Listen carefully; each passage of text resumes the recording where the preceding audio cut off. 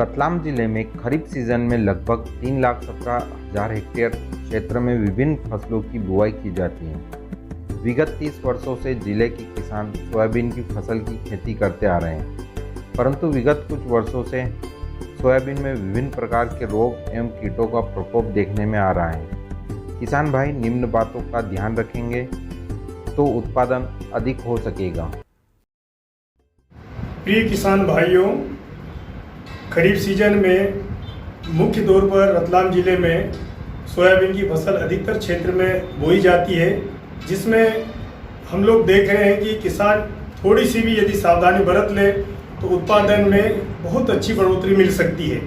इसलिए किसान भाइयों से हम अपील कर रहे हैं कि यदि किसान भाई बीज का चयन और उसके साथ में बीज के चयन के साथ में बीज का ग्रेडिंग कर लें और ग्रेडिंग करने के बाद में बीजोपचार कर लेते हैं तो अच्छी से अच्छे उत्पादन प्राप्त कर सकते हैं। मैं इस वीडियो के माध्यम से या फिर इस जानकारी के रूप में आपको बताना चाहूँगा कि बीज में मुख्य तौर पर हम लोगों को प्रमाणित स्तर का बीज, फाउंडेशन स्तर का बीज या फिर किसान भाइयों के पास में पिछले वर्ष रखा हुआ बीज घर पे हो तो उस बीज को भी किसान भाई बो सकते हैं। और उस बीज को बोने से पूर्व बीज का उपचार करना बहुत जरूरी है। बीज के उपचार में हमें थायरम, केप्टान, बाविस्टिन नाम की दवा, फफूंदनाशक दवा मिलती है, बाजार में आसानी से उपलब्ध है। किसान भाई 2 से 3 ग्राम प्रति किलो के मान से यदि उपचार करते हैं तो निश्चित तौर पर एक टीके का रूप का काम करेगी और जो जड़ सड़न वाली बीमारी है वो बीमारी नहीं लगेगी। इसलिए किसान भाई बीजोपचार जरूर करें। बीजोपचार के बाद में यदि हम लोग बुआई की 2 विधियों का हम सावधानी बरतते हैं, जिससे मुख्य तौर पर रेज बेड पद्धति बोलते हैं, जो मेड़ नाली पद्धति है, जिसमें रेज बेड पद्धति में एक सीड्रिल अलग प्रकार की आती है।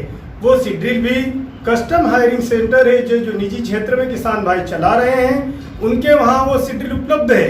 यदि किसान भाई वहाँ संपर्क कर सकते हैं और वहाँ से सीड्रिल लेकर अपने खेत में बुआई कर सकते हैं। मेरा किसान भाइयों से यही कहना है कि उस सीड्रिल से बुआई करते हैं तो 2 लाइन जो पार्ट बनता उसके ऊपर आती है और एक नाली का निर्माण होता है। अधिक वर्षा होने की स्थिति में नाली से पानी निकल जाता है और कम वर्षा होने की स्थिति में जो मेड़ बनी हुई है उसमें नमी संरक्षित होती है। यदि फसल की खेज बढ़ जाती है, 1 सप्ताह 10 दिन बढ़ जाती है, उस पर विपरीत प्रभाव नहीं पड़ता है। इस पद्धति से यदि हम लोग सोयाबीन की खेती करते हैं तो 18 से 20% तक उत्पादन में वृद्धि होती है। इसी के साथ में किसान भाई एक दूसरी पद्धति है जिसको रीच फरो पद्धति बोलते हैं, वो भी मेड़ नाली पद्धति ही है, लेकिन उसमें कम मेड़ का उपयोग होता है।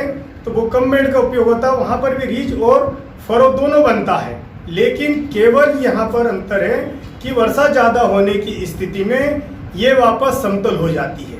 तो समतल हो जाती है तो इसमें भी उत्पादन में अच्छा प्राप्त होता है।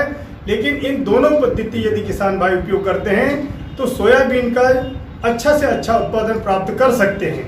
मेरा पुनः किसान भाइयों से अपील है कि इस पद्धति को जरूर अपनाएं और अच्छा से अच्छा उत्पादन प्राप्त करें।